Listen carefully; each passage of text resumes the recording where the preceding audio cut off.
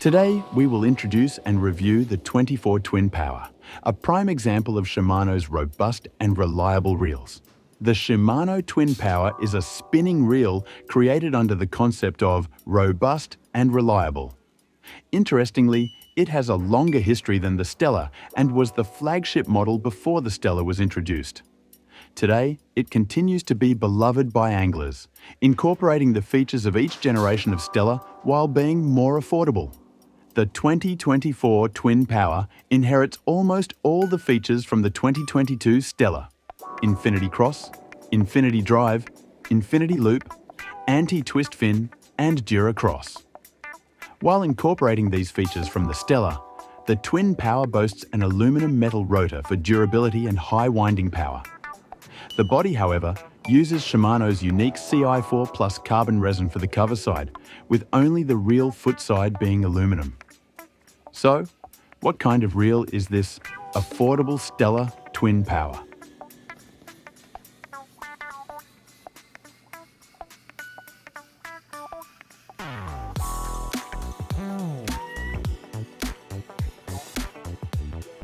Let's open the box.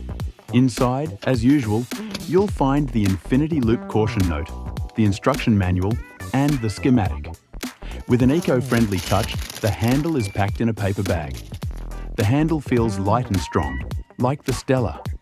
There are also spool adjustment washers. As always, there's a spare anti-twist fin part included. Now, let's take out the body. Here it is, the Twin Power body. Wow, it's impressive, even more stylish than I expected. Like the Stella, it's mostly silver, but with a slightly darker gunmetal tone. It seems the spool colour of the 22 Stella has been used almost exactly for the Twin Power body colour. There are quite a few fingerprints though. Ha ha ha. But overall, it looks very premium and stylish. I really like it. The opening and closing of the bail are smoother than the Stella, or rather, it feels a bit softer. Compared to the sharp feel of the Stella, the Twin Power has a more fluid impression. The sound when closing the bail is also quieter than the Stella. The bail opening is wider on the Shimano, which hasn't changed from before. Let's listen to the drag sound.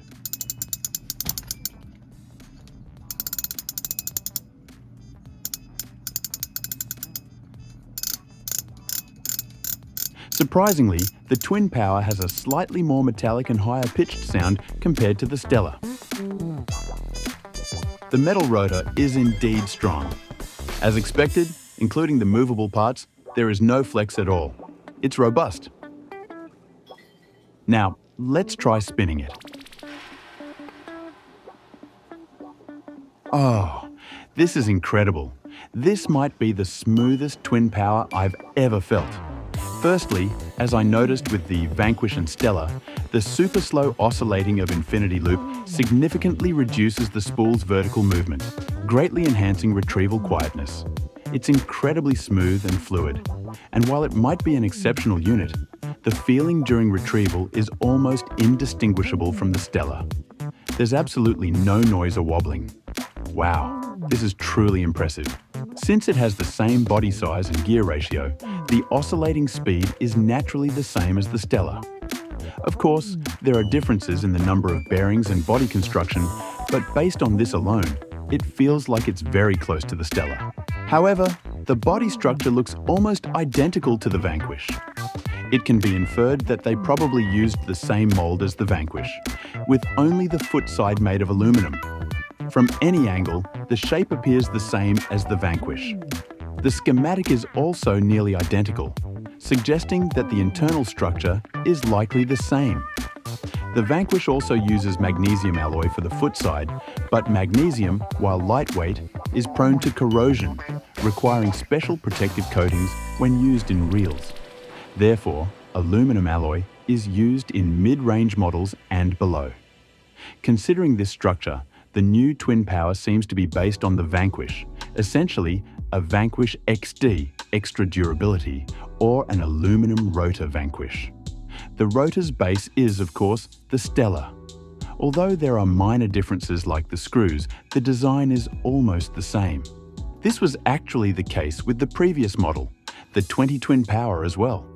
One of Shimano's pro staff mentioned that Twin Power takes the best of both Stella and Vanquish, referring to a custom setup with a Vanquish body, Stella rotor and Stella spool as being almost identical to the 20 Twin Power.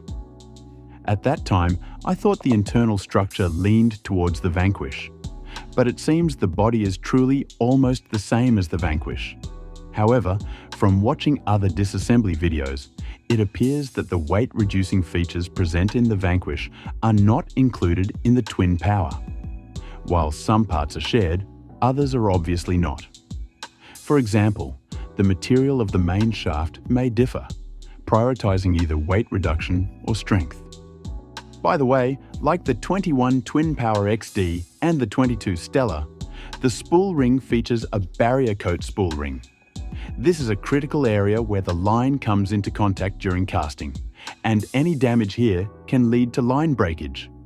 Remarkably, this spool ring is said to be resistant to scratching even with a metal file. Although I haven't tested it myself due to fear of potential damage, knowing it's that strong is quite reassuring.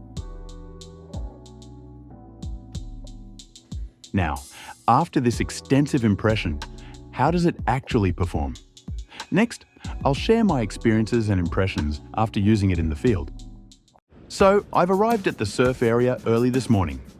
This time, since I'm using a reel equipped with the Infinity Loop feature, I plan to test its performance in surf fishing, which requires long casts. However, I would like to clarify in advance that there won't be any focus on the catch today. This will be solely about the reel's performance. While I will be using it extensively moving forward, my priority right now is to provide a first impression review. I appreciate your understanding. First, I'll be using the DAIWA ShoreLine Shiner Vertice RF Laser Impact, 125mm, 20.5 grams. There are two types available, floating and sinking. This model features the Laser Impact, which attracts fish with its reflective light and is equipped with a movable weight system, Mag Lock Ver, S+R, which ensures both posture control during casting and stable swimming posture. Now, for the first cast. Wow, the feel of the line coming out with the Infinity Loop is indeed outstanding. The way the line smoothly exits is incredible. However, I must admit that I am one of those who have experienced issues with the Infinity Loop and am not a staunch advocate of tightly wound lines. Still, the casting feel is so smooth it almost feels like zero friction, and I genuinely feel like the casting distance has improved. However, I haven't actually measured whether the casting distance has increased. I'm not intentionally trying to praise it, but the casting feel is indeed impressive. The weight balance with the Nessa XR S112M Plus rod is excellent, making it very easy to handle. Additionally, this was something I noticed with the Stella as well, but thanks to the Infinity Drive, the reel can pull strongly even when the lure is submerged in the wave, which creates a comfortable margin. This makes it easier to maintain speed and perform actions like stop and go with the reel. While this is just my personal impression, I believe the winding power is superior to that of the Certate. Given that the body is based on the Vanquish, I was curious about how much power could be achieved with just one sliding guide, but the strength inherited from the Stella is still present in the Twin Power.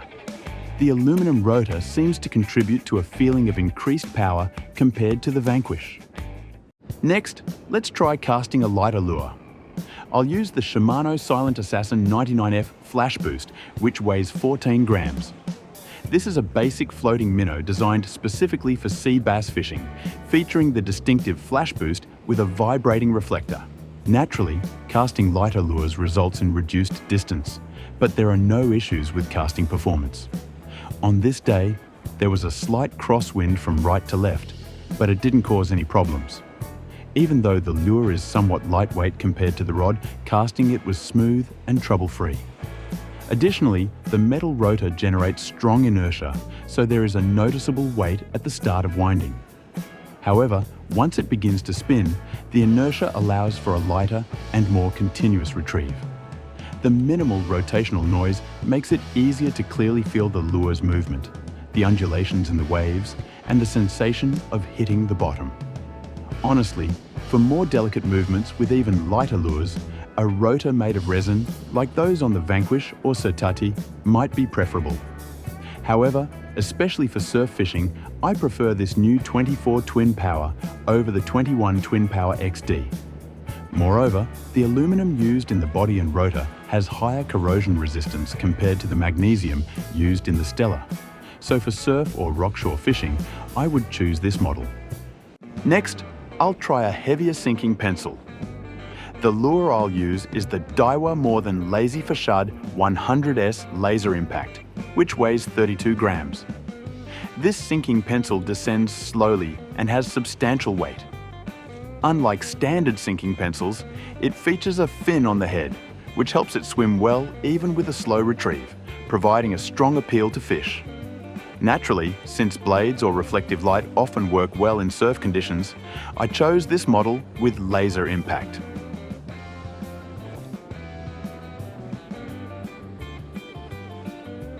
The casting distance was quite impressive with this lure.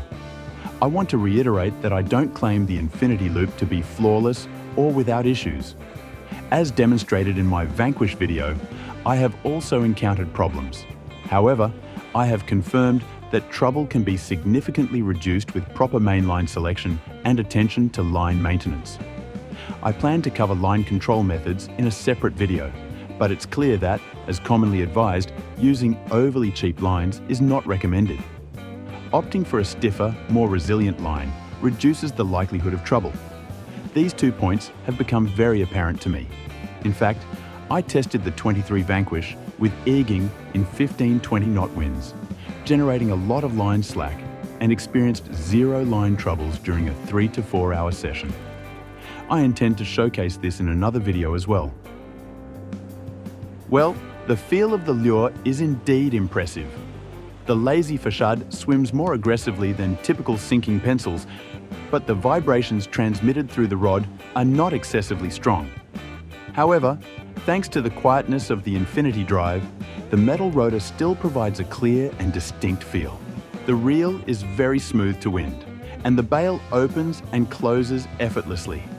So far, there have been no issues at all. To mention this in advance, there were no line troubles throughout the session that day.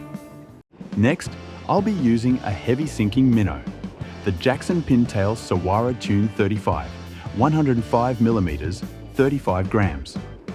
This lipless minnow is specifically designed to target mackerel and is effective with fast retrieves and quick jerks, making the lure move vigorously from side to side.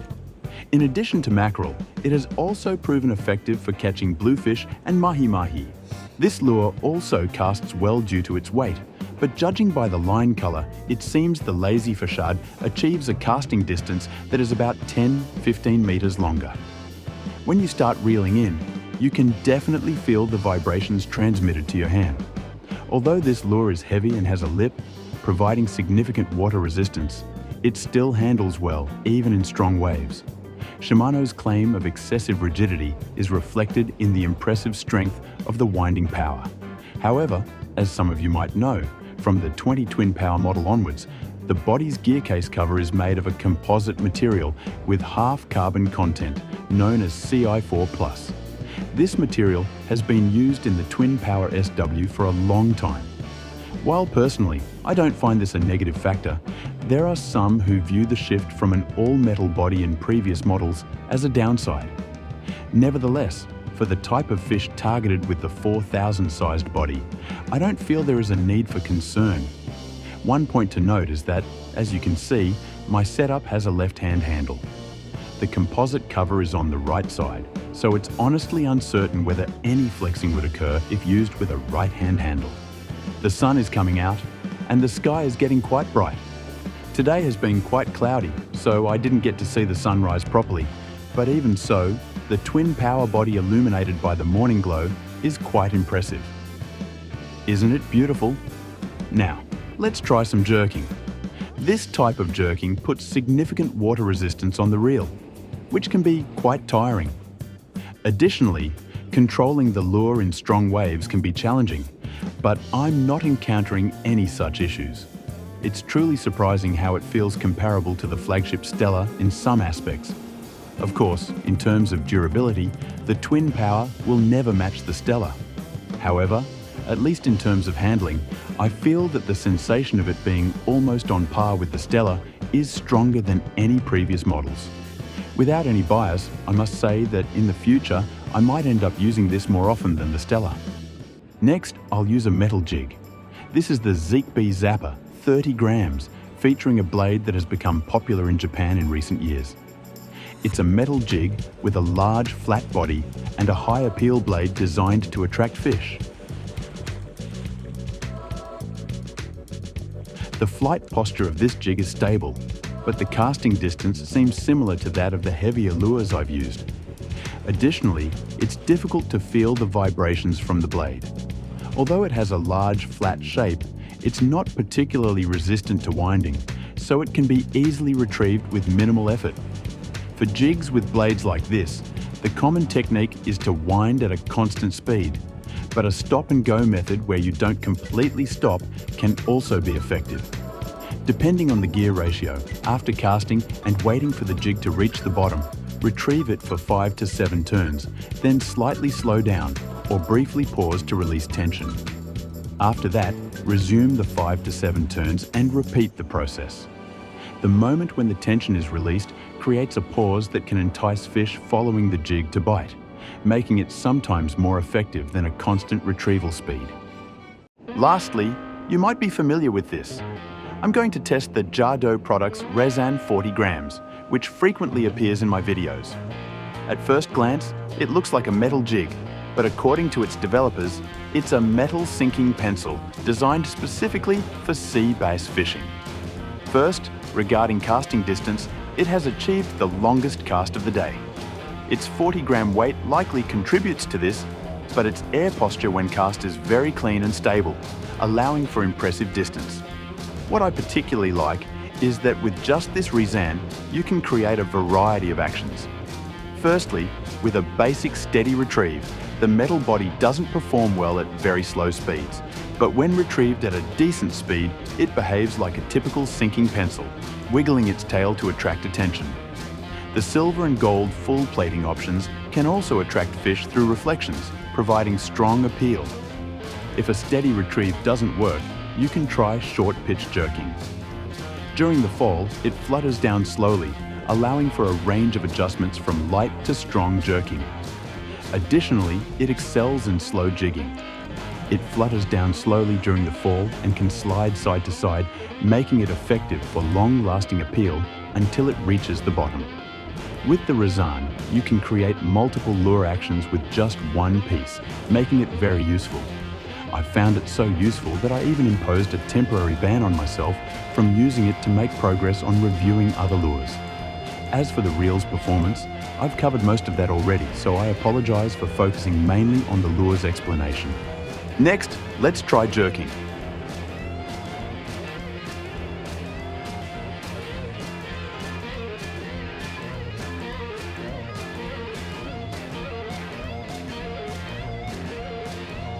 First, we'll start with the basic jig action of a fast-paced one-pitch jerk. It's really good. As the casting distance increases, so does the amount of line slack, which needs to be retrieved. However, since this is an XG model with the fastest gear ratio, the line slack can be retrieved quickly and it doesn't lead to loose line and trouble. Additionally, even if there is slight slack between jerks, it's not a problem. Especially with fast-paced jerking, you might end up lifting the jig with more than half of the reeling involved, but due to the strong retrieval torque I've mentioned repeatedly, there's no issue with getting stuck or having to force the reel, which would disrupt the rhythm. Next, let's try slow-paced jerking.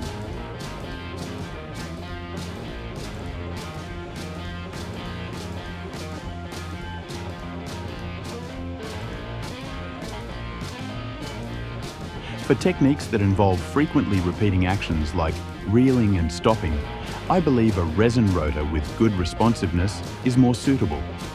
This is true for me even in offshore jigging. When you're repeating reeling and stopping multiple times, a resin rotor that starts spinning quickly and stops precisely due to its low inertia, like the Certate or Certate SW for offshore, makes it easier to control the action. Currently, the lightness of the reeling and the reel's torque are in a trade-off relationship, which is a bit of a dilemma. Of course, it's not impossible with a metal rotor, so the choice may depend on the type of fishing you do the most. Personally, I might not use a Shimano model with the MGL rotor for slow jigging. Shimano offers the lightest resin MGL rotor, along with metal rotors like those found in the Stella and twin power models. DAIWA provides recent carbon resin air drive rotors and the older resin air rotors. From my perspective, the order of rotor weight seems to be MGL rotor is the lightest, followed by the air drive rotor, then the air rotor, with the metal rotor being the heaviest. Of course, weight and strength are inversely related. In my view, the MGL rotor is light and delicate, but also the most susceptible to flex. It's not about whether it's good or bad, but rather what it matches with. For light jigging targeting medium-sized fish, slow jigging, or using plugs in rivers, I would consider the 2024 Certate. It offers a great balance of lightness and strength, making it easy to handle while still being delicate, but with enough power when needed. That's why I chose the LT4000 CXH with less line capacity than Shimano's 4000 series for the 2024 Certate. It's suited for using around 200 meters of PE 1.2 or PE 1.5 braid. On the other hand, the 2024 Twin Power, with its higher line capacity, is a 4000XG model. It's designed for deeper offshore areas where you might need to handle more line, whether for 300 meters of PE 1.5 or 200 meters of PE 2, depending on the situation. Also, I've repeatedly mentioned the strong torque of the reel, and the reason for choosing the XG gear ratio is related to this. Spinning reels, especially when casting, often have a lot of line slack, which increases with casting distance, particularly in shore jigging. To deliver effective action to the jig as quickly as possible from the moment of splashdown and bottom contact, it's essential to retrieve line slack quickly. With the XG speed, this becomes relatively easier. Moreover, the strong power of the reel means that even with the typically weaker winding torque of an XG model, there is still sufficient winding torque available. This versatility makes it useful in various scenarios. Conclusion: Shimano 2024. Twin power is powerful, strong torque, substellar spinning reel. The Shimano 2024 Twin Power, as the manufacturer promotes, is currently a very powerful model fitting to be considered a younger sibling of the Stella. While I'm not sure about the durability of the Vanquish body, the 2019 Vanquish held up well until last year without breaking, and the 2021 Twin Power XD, despite being used roughly, is still in active use, so I'm not too concerned. However, as mentioned earlier, since the CI4 Plus cover is on the right-hand side, I'm unsure how much flex it has under heavy load or about its durability in that regard. The weight is substantial, and it's made from aluminum alloy, which is easier to handle than Stella's magnesium, giving it a more rugged, practical feel. To be honest, in terms of actual fishing performance, I don't envision a scenario where fish that can be caught with the Stella can't be caught with the Twin Power. Of course, there are differences in details.